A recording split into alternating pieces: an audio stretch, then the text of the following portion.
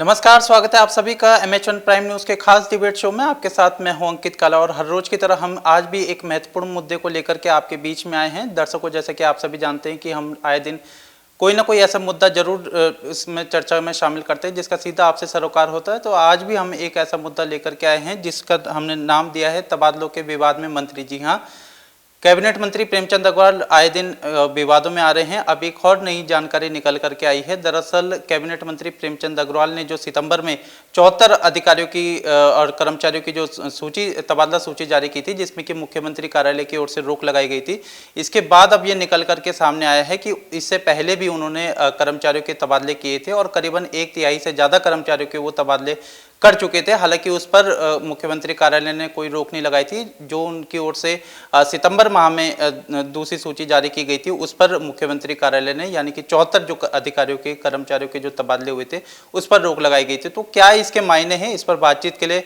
और इस मुद्दे को गहनता से समझने के लिए हमारे साथ हमारे स्टेट हेड योगेश राणा जी हैं। इसके अलावा नवीन शुक्ला जी हमारे साथ मौजूद है। तो आप दोनों से समझेंगे इस पूरे मुद्दे को लेकर के। सर, ये जो अभी ये नई बात निकल करके आई है कि जो मुख्यमंत्री कार्यालय से परसों जो रोक लगी है, उससे पहले भी कम से कम 1/3 के करीबन जो कैबिनेट मंत्री प्रेमचंद अग्रवाल हैं वो कर्मचारियों के तबादले कर चुके थे। तो ये तबादले के विवाद में मंत्री क्यों फंसते जा रहे हैं आगे? दरअसल 1/3 इन दोनों को जोड़ के बन रहे हैं। ये 30 के आसपास तबादले पहले किए गए, जुलाई में किए गए, और 74 तबादले अब किए गए जिन पे रोक लगा दी गई। मुख्यमंत्री पुष्कर सिंह धामी ने रोक लगाई है, CM ऑफिस ने रोक लगा दी है। ये विवाद तो बनता हुआ दिख ही रहा है साफ साफ, क्योंकि तबादले जारी किए गए और तबादले जारी करने के बाद रोक लगी, तो कोई तो भी इसके पीछे वजह साफ साफ दिखती है। और अगर इसकी वजह की बात करें तो 2-3 वजह सामने आती है। जैसे पहली बात, शनिवार को छुट्टी के दिन रात में 9 बजे के आसपास ये लिस्ट जारी की गई। और इस लिस्ट जारी करने में भी एक और चीज़ है। ये लिस्ट जब मुख्यमंत्री ऑफिस ने इसको रोका गया, इन तबादलों को रोका गया, तब ये लिस्ट एक साथ जोड़ के बनाई गई। इंडिविजुअल सबको ट्रांसफ़र की जानकारी भेजी गई, सब कर्मचारियों और अधिकारियों को। जो 74 कर्मचारियों, 74 की जो बात है, जो अभी किए गए, जिस पर मुख्यमंत्री ऑफिस ने रोक लगाई है। दूसरी बात छुट्टी के दिन की गई। तीसरी बात, सबसे बड़ी बात यह है कि रविवार को भी छुट्टी ही थी। मुख्यमंत्री ऑफिस ने बड़ी एक्टिवनेस दिखाते हुए, बड़ा शीघ्रता दिखाते हुए इन तबादलों को रोक दिया। तो सवाल तो कहीं ना कहीं बन ही रहा है कि आखिर क्या बात है, क्यों तबादले रोके गए, क्यों किए गए।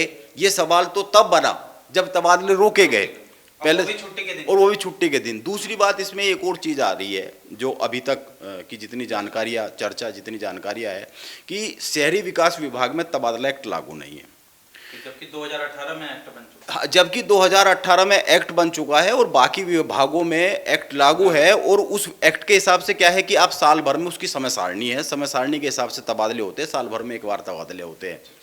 जबकि यहाँ तो जुलाई में हुए थे और जुलाई के बाद अब फिर तबादले की लिस्ट आ गई सितंबर में, जिसको मुख्यमंत्री ने रोक दिया।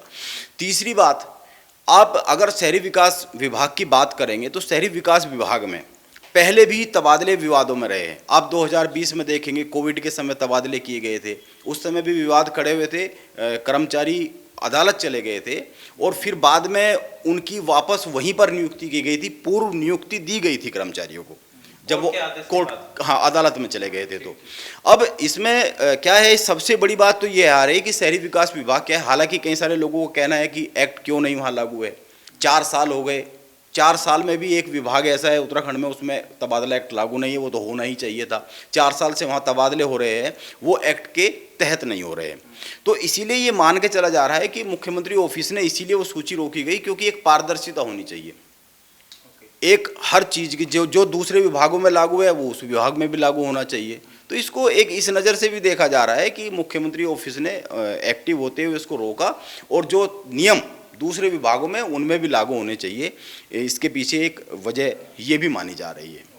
एक ट्रांसपेरेंसी का एक मुद्दा बनता है। अब दूसरा सवाल ये है कि आखिर मंत्री जो प्रेमचंद अग्रवाल है, जो कि हैवीवेट मंत्री हैं, उनके इस तरीके से जो कृत्य किए जा रहे हैं उसका उनकी छवि पर क्या असर पड़ता है, और क्या आने वाले समय में राज्य सरकार की ओर से या कुछ उन पर कार्रवाई देखने को मिल सकती है? इस पर बातचीत के लिए नवीन शुक्ला जी हमारे साथ हैं। इस सवाल का क्या जवाब है, और क्या आपको लगता है कि प्रेमचंद अग्रवाल जी बहुत ज़्यादा तेज गति से काम कर रहे हैं, इस वजह से कभी कभी वो खुद को भी असहज महसूस करा रहे हैं और राज्य सरकार को भी?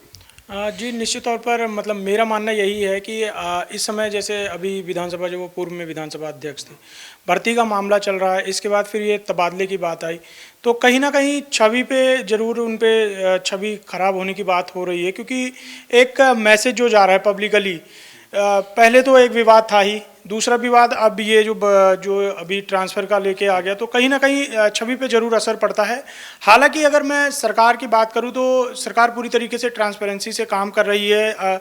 चाहे भर्ती प्रक्रिया की बात हो तो वहां पर भी लगातार कमेटी का गठन हुआ है, कमेटी अपना काम कर रही है। इसके साथ ही अगर तबादलों की बात की जाए तो तबादला हुआ और इसके बाद ही उसे रोका गया, तो सरकार अपनी तरफ से तो पूरा काम कर रही है, लेकिन जो छवि की बात है तो कहीं ना कहीं जरूर एक मैसेज जो है वो गलत जा रहा है। ठीक है, तो कहीं ना कहीं निश्चित ही राज्य सरकार अपनी ओर से कोशिश कर रही है कि जो कामकाज है उसको और बेहतर किया जाए, बशर्ते कि जो मंत्री प्रेमचंद अग्रवाल हैं वो अगर कोई काम खराब ना करें तो सब कुछ ऑल इज वेल है। लेकिन फिलहाल इसी मुद्दे पर रहेंगे और चर्चा करेंगे। सर, जिस तरीके से ये जो तबादलों की बातें सामने आई, क्या इसका असर जो विधानसभा में जो बैकडोर भर्ती का मैटर है उस पर भी पड़ता है इन तबादलों का सर?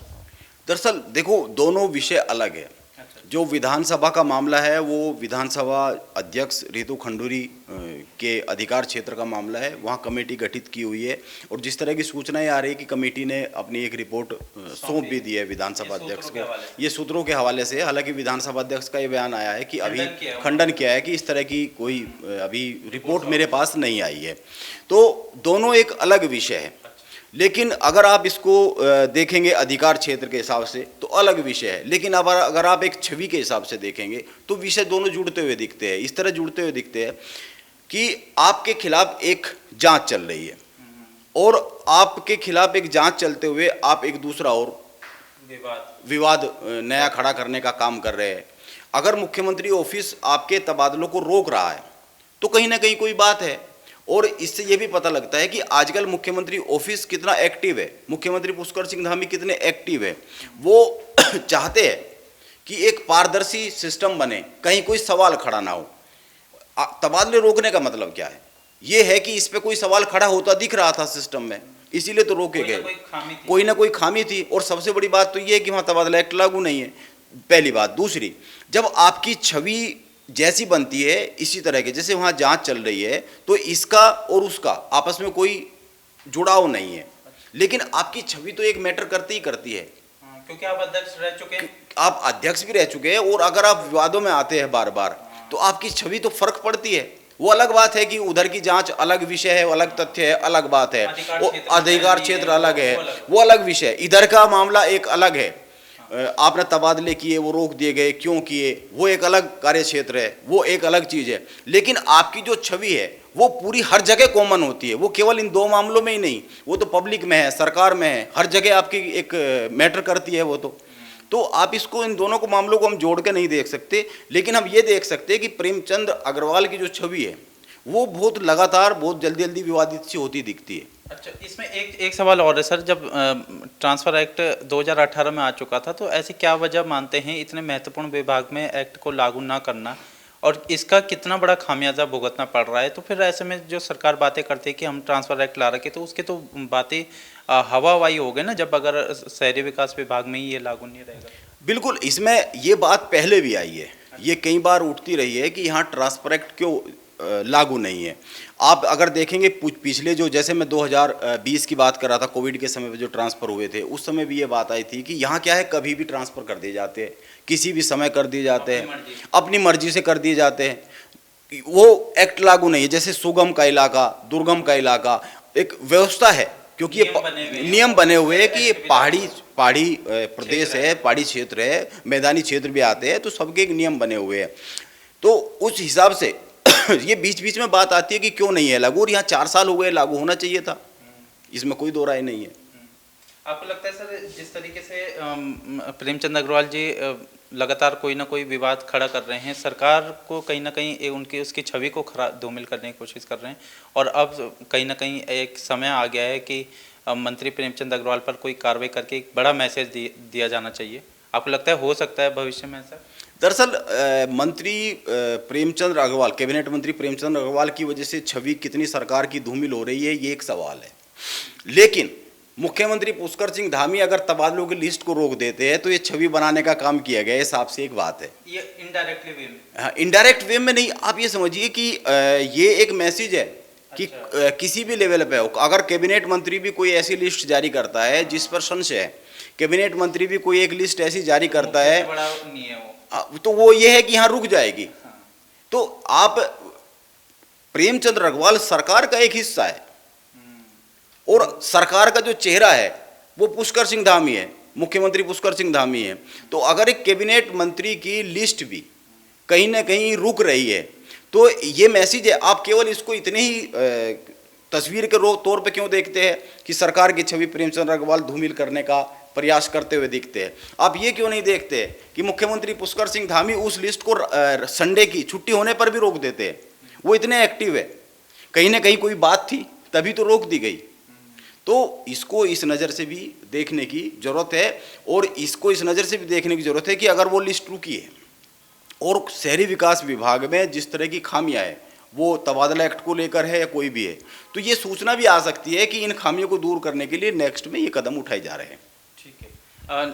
नवीन शुक्ला जी हमारे साथ हैं। बीजेपी की तरफ से क्या कहा जा रहा है, जो मंत्री प्रेमचंद अग्रवाल की तरफ से तबादले किए गए हैं और लगातार वो विवादों के में रहते हुए नजर आ रहे हैं? देखिए, जो लिस्ट अब की बार आई थी और जिसे फिर रोक दिया गया, तो कहीं ना कहीं बीजेपी का ये साफ तौर पर कहना है कि उस लिस्ट में जो थी वो त्रुटियां थी, उसे सुधार किया जा रहा है। तो अपना सरकार अपना पक्ष हमेशा मजबूत रख रही है। मुख्यमंत्री पुष्कर सिंह धामी की बात हो, उन्होंने क्योंकि प्रेमचंद अग्रवाल ने एक तरफ ट्रांसफ़र किया तो दूसरी ओर मुख्यमंत्री पुष्कर सिंह धामी ने उसे रोक कर ये मैसेज देने की कोशिश करी है कि कहीं ना कहीं सरकार पूरी तरीके से एक्टिव है, काम कर रही है।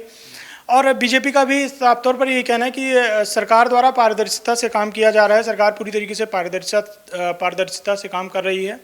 लिस्ट में त्रुटियां हुई तो उसे रोकने का काम किया गया, और आगे के लिए एक मैसेज देने का काम जनता पब्लिकली जरूर दिया गया है कि कहीं पर भी सरकार किसी भी काम में अगर कुछ गड़बड़ हो रही है तो उसे ठीक करने का काम कर रही है। बहुत बहुत शुक्रिया आप सभी का इस खास चर्चा का हिस्सा बनने के लिए, थैंक यू सो मच। तो आज हमने कुल मिलाकर के कैबिनेट मंत्री प्रेमचंद अग्रवाल की ओर से जो तबादले किए जा रहे हैं उस पर चर्चा करी, और इसलिए हमने कहा कि तबादलों के विवाद में मंत्री अब वक्त बताएगा। और चूँकि अभी इस समय मंत्री जी जर्मनी के टूर पर गए हैं, तो इसके बाद क्या कुछ वो प्रतिक्रिया देंगे उस पर भी हमारी नज़र रहेगी। इसके अलावा राज्य सरकार की ओर से क्या कुछ इस घटनाक्रम पर आगे और कार्य किया जाता है, इन सब मुद्दों पर हमारी निगाह बनी रहेगी। बहरहाल अगर आपको हमारा काम पसंद आया, ये वीडियो पसंद आए, तो इस वीडियो को ज़्यादा से ज़्यादा लोगों को शेयर कीजिएगा, चैनल को सब्सक्राइब कीजिएगा, साथ ही बेल आइकन को भी प्रेस कीजिएगा ताकि लेटेस्ट वीडियो की अपडेट आप तक पहुंचती रहे। और अगर आप हमें कुछ राय देना चाहते हैं, कुछ सुझाव देना चाहते हैं, तो वो भी आप हमें कमेंट बॉक्स में दे सकते हैं। बहरहाल मुझे दीजिए इजाज़त, नमस्कार।